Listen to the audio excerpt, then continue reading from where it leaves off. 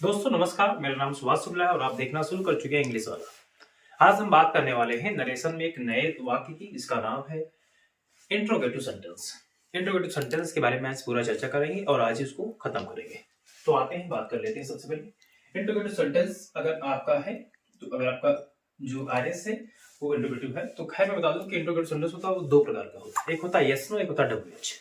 Yes no जो होता है वो हेल्पिंग वर्ब से स्टार्ट होता है, जिसमें हम क्या से प्रश्न करने पर उत्तर प्राप्त करते हैं। जिसमें आप जानते हैं कि हम सब्जेक्ट, आप कह सकते हैं कि हेल्पिंग वर्ब के बाद में आता है, या आप यूं कह सकते हैं कि जिसकी हिंदी में शुरुआत क्या से होती है।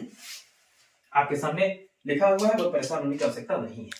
तो इसमें दो तीन चीजें आपको ध्यान रखनी है। एक जो सबसे बड़ी चीज है वो क्या है, वो जो आपकी आरबी है, अभी तक जो आप टोल्ड करते थे वो क्या करेंगे आप, वो करेंगे आप आस्क्ड, ठीक है, या इंक्वायर्ड भी कर सकते हैं। आस्क्ड या इंक्वायर्ड भी कर सकते हैं। और कामा अब आप चेंज करेंगे, कामा चेंज करेंगे आप इफ से या किससे, या वेदर से। किससे?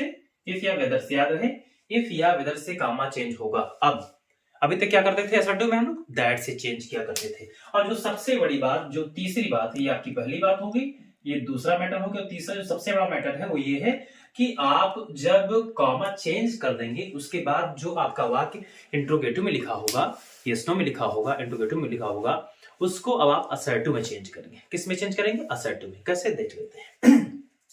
मैंने आपसे कहा अब हो जाएगा ही, सर्टिव के स्थान पे क्या हो जाएगा? आस्क्ड। ये क्या हो जाएगा? मी। कामा के स्थान पे क्या आएगा? इफ। ज्यादातर लोग इफ लगाते हैं, लेकिन अगर वेदर आ जाए तो कोई परेशानी होने वाली बात नहीं है, दोनों का भाव एक ही होता है। ओके, तो लिखा ही हो गया, आस्क्ड हो गया, मी हो गया, फिर इफ हो गया। अब आपको क्या करना है, हेल्पिंग वर्ब को नहीं छूना है। यू आपका कौन सा पर्सन? सेकंड अकॉर्डिंग हो जाएगा ऑब्जेक्ट। ऑब्जेक्ट आपका है भाई साहब मी, और ये आपका है सब्जेक्ट केस। आपको पिछले वीडियो में बताया जा चुका है कल ही कि भाई साहब यदि आपका सब्जेक्ट केस हो रहा है तो आपको चाहे जिससे चेंज करना है, आपको सब्जेक्ट केस ही लिखना है। तो हम यहाँ पे मी नहीं लिख सकते, क्या लिखेंगे? आई लिखेंगे। अब ये आपका है B1, ये आपका है B1, तो 1 और 1 जोड़ने पे क्या होता है? 2 होता है। तो आप चाहे ऐसे करें, चाहे सीधा करते, हो जाएगा कार्ड। या वैसे जानना है कि आपका प्रेजेंट इंडेफिनिट है तो हो जाएगा पास्ट इंडेफिनिट। फिर मी है तो अपने first person according to subject, या लिखा हुआ ही तो हो जाएगा यहाँ पे हिम। देखो यहाँ से क्या हो गया, असर्टिव में पहले सब्जेक्ट फिर वर्ब फिर ऑब्जेक्ट, तो असर्टिव में चेंज हो गया। ओके, ये मैंने कहा था। दूसरा वाला देख लीजिए, लिखा हुआ है सी तो फिर हो जाएगा आस्क्ड, फिर हो जाएगा मी, कामा चेंज होगा इफ से। डू को छोड़ देना है, पहले यू को उठाना है। यू आपका सेकंड पर्सन है, अकॉर्डिंग टू ऑब्जेक्ट जाएगा। ऑब्जेक्ट है मी तो क्या हो जाएगा? आई। ये B1, ये B1, तो दोनों को जोड़ दीजिए आराम से। तो ऐसे भी कह सकते हैं आसानी से, हो जाएगा B2।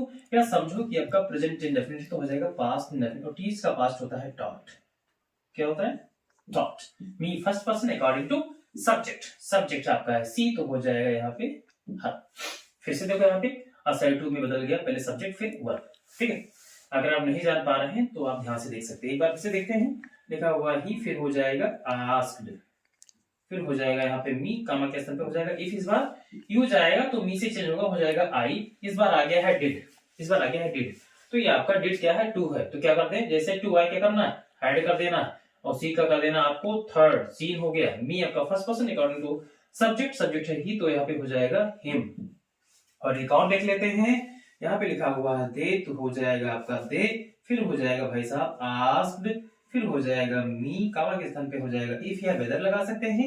You second person according to object तो हो जाएगा आई। ये आया है तो आपको सेकंड कर देना है हेड, और फिर आप जानते हैं हेड के बाद भी आपको सीन लगाना होता है या भी थर्ड लगाना होता है। Me first person according to subject जाएगा, वहां पे है दे, और आपको लिखना है उसका ऑब्जेक्ट तो हो जाएगा देम। और फिर हो गया आपका असर्टिव में चेंज। अगर इंट्रोगेटिव सेंटेंस तैयार है, आरएस आपका असर्टिव में चेंज हो जाएगा। कब? जब आप कामा चेंज कर देंगे। कोई अगर डाउट हो तो पूछ लीजिए, आप कमेंट में अपना स्थान का नाम और अपने जो सुझाव आप दे सकते हैं। हम चाहते हैं पहले आप शॉर्ट स्क्रीन एक ले लीजिए।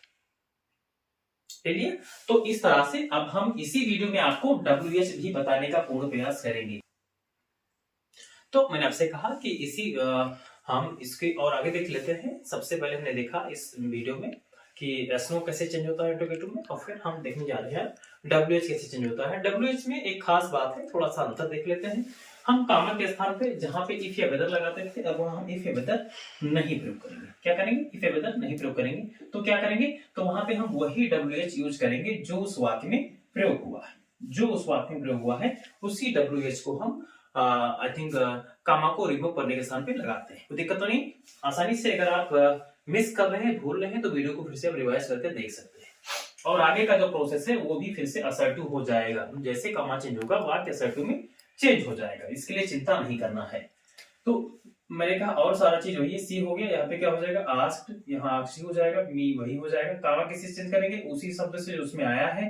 अब इसको छोड़ना है, फिर इसको उठाना है। यू आपका second person according to object. Object है मी, तो क्या हो जाएगा? आई, और फिर ये हो जाएगा आपका वॉच, और फिर स्टॉप हो जाएगा। मैंने कहा कामा के बाद जिसे कामा चेंज होगा असर्टिव सेंटेंस हो जाएगा। यहाँ पे लिखा हुआ दे, तो हो जाएगा दे। सेटू है तो हो जाएगा आस्क्ड, और फिर हो जाएगा आपका मी। इस बार कामा चेंज करेंगे किससे? वेयर से। जो WH आएगा उसी चेंज करेंगे। डू को रोकना है, पहले यू छूना है। यू आपका second person according to object ले जाएंगे, वहां पे मी है तो हो जाएगा आई। अब आप दोनों को लिख दो पास्ट में, तो आप जानते हैं प्ले का पास्ट होता है प्लेड। ये आपकी बनकर तैयार हो गया। अगला देख ले, लिखा हुआ आई, फिर हो जाएगा आस्क्ड, फिर हो जाएगा हिम। कामा के स्थान पे जो शब्द आया है WH वही आएगा, और फिर डिड आया है तो छोड़ दीजिए, यू को पहले छूइए। यू आपका second person according to object, object आपका ही है तो हो जाएगा यहाँ पे ही, और फिर हमें कर देना है हैड, और फिर कर देना है आपको कार्ड। मी फर्स्ट पर्सन है अकॉर्डिंग टू सब्जेक्ट, सब्जेक्ट वहां पे मी है तो मी ही आ जाएगा इस बार, क्योंकि वहां भी सब्जेक्ट मी ही था, आई ही था, सॉरी। अगला जो आपका वाक्य बहुत इजी है। अगला लिखा हुआ है सी, तो हो जाएगा सी।